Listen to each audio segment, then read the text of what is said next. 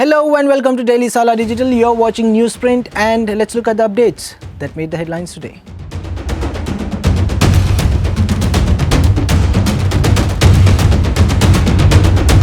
On November 3, Israel sent thousands of Palestinians to the blockaded Gaza Strip through the Rafah crossing. Previously, Israel had granted more than 18,000 permits to Gazans, permitting them to work in sectors such as agriculture and construction in the West Bank and Israel. However, following the October 7 attack by Hamas, Israel reversed its policy and sent all Gazan workers back to Gaza amidst the ongoing war in the region. The office of the Israeli Prime Minister stated, and I quote, "Those workers from Gaza who were in Israel on the day of the outbreak of the war will be returned to Gaza." Over 9,000 people have killed in Palestine, with over half of them being children.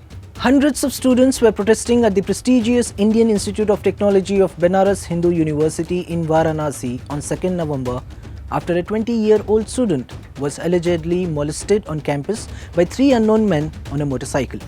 A female student filed an FIR in which she claimed that three unidentified men on a motorcycle had allegedly forcibly kissed her, disrobed her, and clicked pictures and videos of her.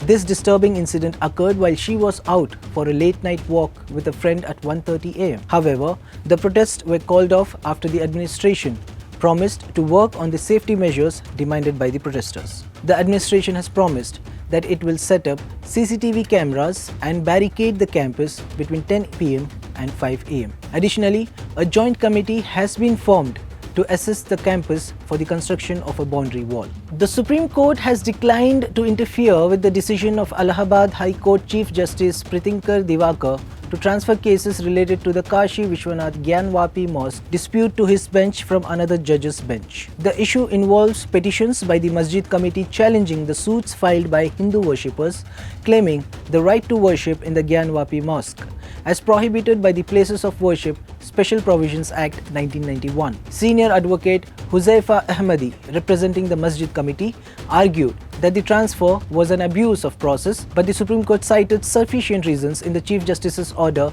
justifying the transfer. Delhi's air quality woes continue as the city faces a daunting challenge.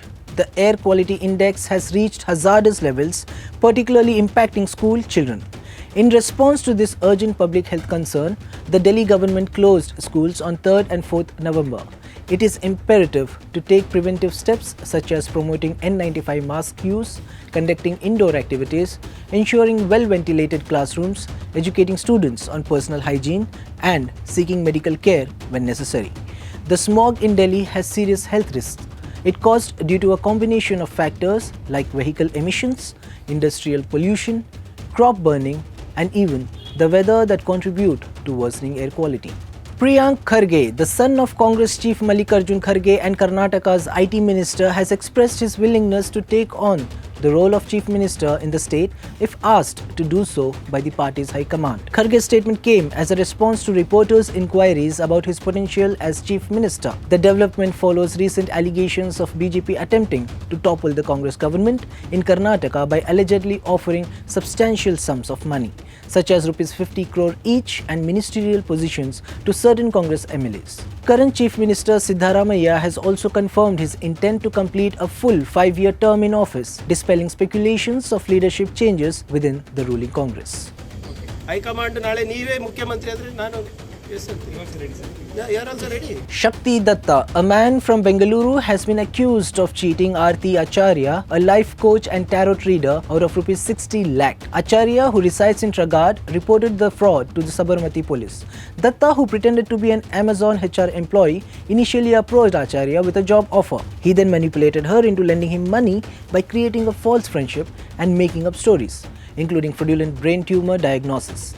Unfortunately, Datta never returned the money, leaving Acharya with a significant financial loss. Acharya has filed a complaint against Datta, charging him with cheating, criminal intimidation, and breach of trust. The case is now under investigation. The owners of a prominent ice cream company in Bengaluru have been arrested in connection with the alleged dowry harassment following the tragic suicide of 26-year-old Aishwarya Rajesh, their daughter-in-law. Aishwarya, who resided with her husband, the company's director, was found dead on October 26. A police complaint filed by Aishwarya's mother alleges dowry harassment against her in-laws and extended family members, though her husband is not named in the complaint.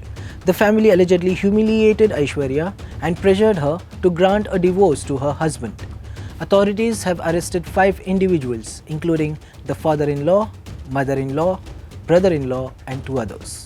On November 2nd, Indigo Aviation, the company that owns India's largest airline Indigo, announced a profit of Rs 188.9 crore for the September quarter. This positive financial result was attributed to higher air traffic and increased capacity. Last year, the airline incurred a loss of 1,583.3 crore as per an official statement. During the second quarter of the current fiscal year, Indigo's overall income saw a significant 20.6% rise, reaching to Rs 15,502.9 crore. In their final league match of the Women's Asian Champions Trophy 2023, the India women's hockey team clinched a 5-0 victory against South Korea.